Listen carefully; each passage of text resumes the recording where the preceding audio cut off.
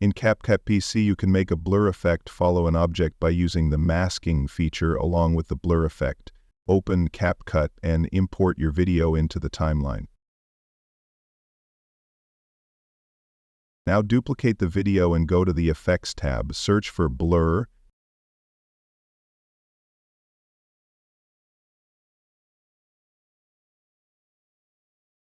Drag and drop the blur effect onto the video clip in the timeline. Set the value of blur to 60. Then go to the Mask under Video section. Apply Rectangle Mask.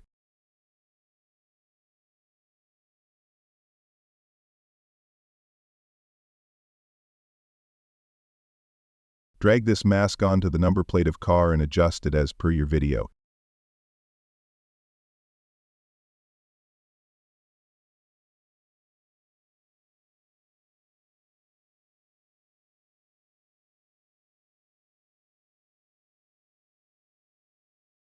Round the corners of mask and apply keyframes as it follows the movement of the video.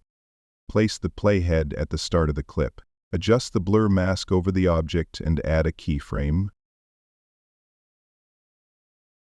Move the playhead forward, adjust the blur mask to follow the object, and add another keyframe.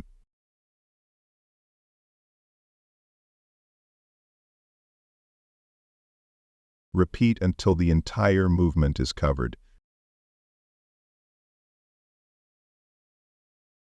Subscribe to our channel for more engaging content.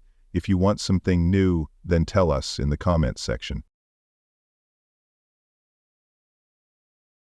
Play the video to check if the blur follows the object correctly.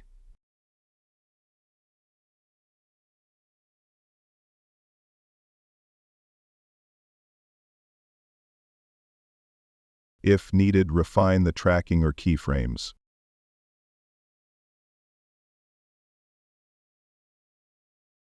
Once satisfied, click Export to save your video.